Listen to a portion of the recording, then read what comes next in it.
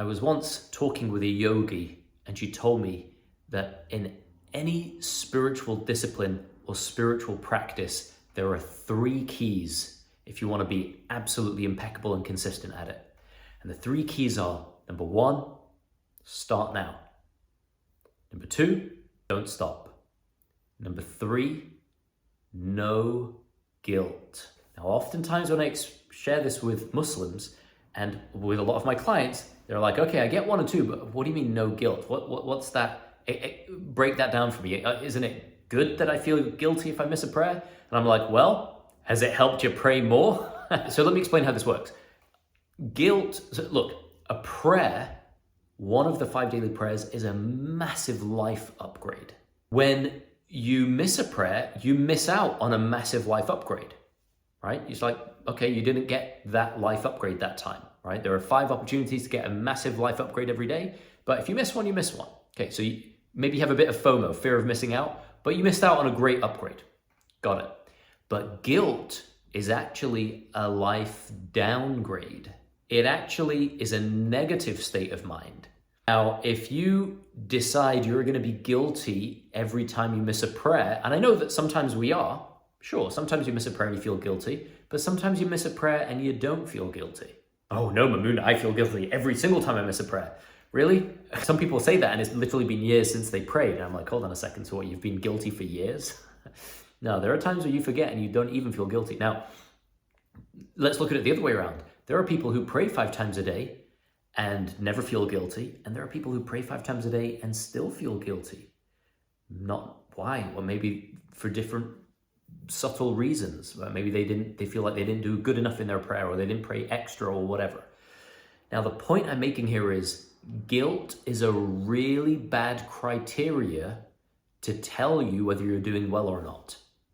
Just like happiness is not a great criteria to tell you if you're doing well or not. Feelings come and go at the speed of thought, right? 1 minute you're guilty, the next minute you're not. Well, prayer is an objective thing. It's like going to the gym. Either you did it or you didn't. It doesn't matter how guilty you feel. That doesn't make up for a missed prayer. The only thing that makes up for a missed prayer is making up the prayer, right? Now you're like, oh, but guilt is the reason why I'm doing the prayer. Well, that's a really bad reason to pray. Guilt's a really bad reason to pray. A good reason to pray is because Allah commands it. A good reason to pray is because I want to serve Allah. A good reason to pray is because I love Allah. A good reason to pray is because I'm so happy and grateful that I'm alive right now. These are wonderful reasons to pray. I want to get out of a negative feeling is not a great reason, because essentially you're praying to your feelings. You're essentially no longer praying just to Allah. You're praying in the hope that Allah will change your feeling. It's like you're making feeling the criteria. Well, I feel guilty, so I better pray to make it up. Now, some people think that they feel happy after they pray. And I got to tell you, if you're serious about this spiritual discipline, you will sometimes feel happy after you pray, and sometimes you won't even notice, and sometimes you won't. The spiritual wisdom behind prayer being an essential fard thing is your feelings don't really matter, objectively speaking. In other words, think of going to the gym. If I feel guilty about not going to the gym, that doesn't grow my muscles. If I feel happy about going to the gym, that happiness doesn't grow my muscles. If I feel guilty about I went to the gym, but I still feel guilty and like I'm not good enough, that still doesn't grow the only thing that grows muscles is lifting weights, right? The only thing that completes a prayer is doing the prayer. Feeling guilty about missing it, what we do, our ego, our nafs plays a trick on us. And the trick it plays is, well, I missed the prayer, but I feel guilty, so at least I know I'm a good person. And it releases the tension of having missed the prayer, right? Scary, right? It's like, wow, what a sneaky trick the ego plays. The ego says, well, you missed the prayer, but it's okay. Oh, we're so bad. Oh, I'm such a bad person. Oh, I'm going to beat myself. And all of that inner chatter is not the same as a prayer, right? Feeling guilty about missing a prayer isn't necessarily a good thing. It's not necessarily a bad thing. It just is. Guilt is what occurs when we haven't yet sought forgiveness. The cure for guilt is forgiveness. The cure for guilt is forgiveness. If you're guilt-ridden, the moment you turn to Allah in forgiveness, the moment you feel like you've literally, sincerely, completely asked for Allah's forgiveness, knowing that Allah is the all-forgiving and the only condition on forgiveness is that we seek it.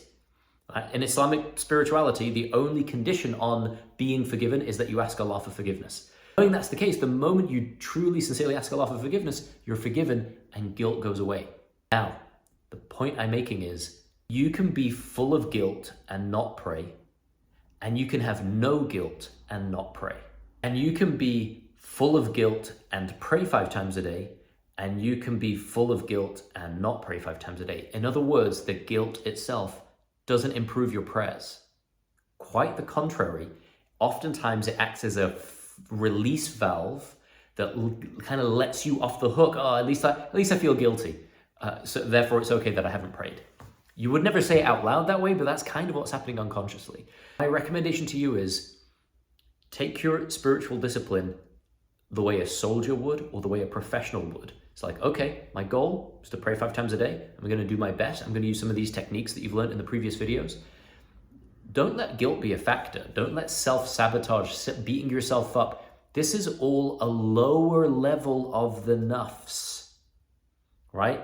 It's the nafs that's constantly blaming itself. Now, at least you're trying to do better, but you're constantly blaming yourself and beating yourself up. The higher level of the nafs is to pray from love and gratitude. But the beautiful thing is it generally feels better to fill yourself with presence, love, and gratitude than it does to fill yourself with guilt, whether you pray or not. I say, give yourself stop giving yourself a guilt trip. Give yourself a love trip instead. Fill yourself with love and gratitude. Know that each moment is another opportunity to connect with Allah by bringing Allah to mind and by being present and by filling yourself with love and gratitude. And believe me, the more presence, love, and gratitude you experience, the more you'll pray. The more guilt you'll experience does not equal the more you pray. If anything, it might be the more guilt, the less you pray, right? But go for the higher consciousness levels because that's what prayer is designed to get you into in the first place. So it's more aligned with what you're aiming to do. Take this along with the previous video on how to increase love and gratitude and consciousness and presence during prayer. And along with all of the other daily spiritual downloads, you can click the next one right over there. And if you want to connect with Allah, become your best self and increase the love in all of your relationships, check out the Switch Masterclass, mamoonyoussef.com/switch. And until the next time, may the peace, love, and blessings of Allah be with you.